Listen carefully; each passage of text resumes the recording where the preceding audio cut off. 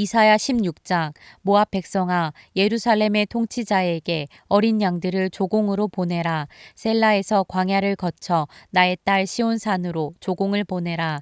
있을 곳이 없어 날아다니는 새들처럼 털린 둥지에서 흩어진 새끼 새들처럼 모압의 여인들이 아르논의 나루터에서 헤맨다. 그들이 유다 백성에게 애원한다. 우리가 어떻게 하여야 할지 말하여 주십시오. 우리를 위하여 중재하여 주십시오. 뜨거운 대낮에 시원한 그늘을 들이우는 나무처럼 우리가 그대의 그늘에서 쉴 수 있도록 보호하여 주십시오. 우리는 피난민입니다. 아무도 우리를 해치지 못할 곳에 우리를 숨겨 주십시오. 우리가 이 땅에서 살도록 허락하여 주십시오. 우리를 죽이려고 하는 자들에게서 우리를 보호하여 주십시오. 폭력이 사라지고 파괴가 그치고 압제자들이 이 땅에서 자취를 감출 것이다. 다윗의 가문에서 왕이 나와 신실과 사랑으로 그 백성을 다스릴 것이다. 옳은 일이면 지체하지 않고 하고 정의가 이루어지는 것을 보여줄 것이다. 유다 백성이 대답한다. 우리는 모압이 교만하다는 소문을 들었다. 그들이 매우 교만하고 오만하고 거만하여 화를 잘 내지만 사실 그들은 허풍뿐이라는 것도 들어서 알고 있다. 그러면 모압 백성은 그들이 당하는 고통을 못 이겨서 통곡할 것이다. 길 하레셋에서 늘 먹던 건포도빵을 그리워하며 슬피 울 것이다. 헤스본의 밭과 신마의 포도원이 황무지가 되다니 여러 나라의 군주들이 즐겨 마시던 포도주의 산지가 아니던가. 한때는 포도나무 가지가 저 멀리 야스엘에까지 뻗어나가고 동쪽으로는 광야에까지 퍼져나가고 서쪽으로는 그 싹이 자라서 사해 너머로까지 뻗어가더니 야스엘이 울듯이 내가 통곡한다. 말라 비틀어진 신마의 포도나무를 두고 통곡한다. 헤스보나 엘르알레야 나의 눈물이 너를 적신다. 여름 과일과 농작물을 거두는 너의 흥겨운 소리가 너에게서 그쳤구나. 이제 기름진 밭에서 기쁨도 사라지고 즐거움도 사라졌다. 포도원에서 노랫소리가 나지 않고 기뻐 떠드는 소리도 나지 않고 포도주 틀에는 포도를 밟는 사람도 없다. 내가 그 흥겨운 소리를 그치게 하였다. 모압을 생각하니 나의 심장이 수금줄이 튀듯 떨리고 길 하레셋을 생각하니 나의 창자가 뒤틀린다. 모압 백성이 산당에 올라가서 제사를 드리고 그 성소에 들어가서 기도해도 아무 소용이 없을 것이다. 이것이 전에 주님께서 모압을 두고 하신 말씀이다. 그러나 이제 주님께서 다시 이렇게 말씀하신다. 3년 기한으로 머슴살이를 하게 된 머슴이 그 횟수를 세듯이 이제 내가 3년을 센다. 3년 안에 모압의 영화가 그 큰 무리와 함께 모두 능욕을 당할 것이며 남은 사람이라야 얼마 되지 않아 보잘것이 없을 것이다.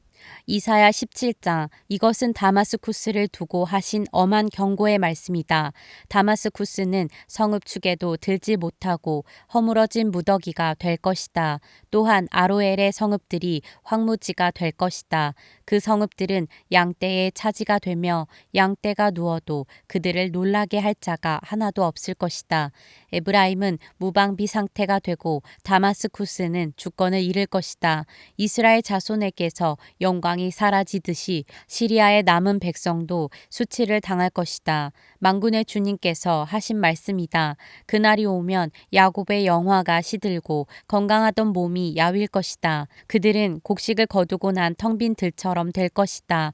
곡식을 거두는 자가 곡식을 다 거두어 버린 그 들판, 사람들이 이삭마저 다 줍고 내버린 그 들판, 이삭을 다 줍고 난 르바임 들판처럼 될 것이다. 그들은 열매를 따고 난 올리브 나무처럼 될 것이다. 마치 올리브 나무를 흔들 때에 가장 높은 가지에 있는 두세 개의 열매나 무성한 나무의 가장 먼 가지에 남은 네다섯 개의 열매와 같이 될 것이다. 주 이스라엘의 하나님께서 하신 말씀이다. 그날이 오면 사람들은 자기들을 지으신 분에게 눈길을 돌리고 이스라엘의 거룩하신 분을 바라볼 것이다. 자기들의 손으로 만든 제단들은 거들떠 보지도 않고 자기들의 손가락으로 만든 아세라 상들과 태양 신상은 생각도 하지 않을 것이다. 그날이 오면 그 견고한 성읍들이 폐허가 될 것이다. 마치 이스라엘 자손 앞에서 도망친 히위족과 아모리족의 성읍들처럼 소리처럼 황폐하게 될 것이다. 이스라엘아, 내가 하나님 너의 구원자를 잊어버리고 내가 피할 견고한 반석을 기억하지 않고 이방신을 섬기려고 이방의 묘목으로 신성한 동산을 만들었구나. 나무를 심는 그 날로 내가 울타리를 두르고 그 다음날 아침에 내가 심은 씨에서 싹이 났다 하여도 내가 그것을 거두어 드릴 무렵에는 흉작이 되어 너의 슬픔이 클 것이다. 가련하다. 저 많은 민족의 요란한 소리가 마치 바다에 파도 치는 소리처럼 요란하고 많은 백성들이 몰려오는 소리가 마치 거대한 물결이 밀려오는 소리 같구나.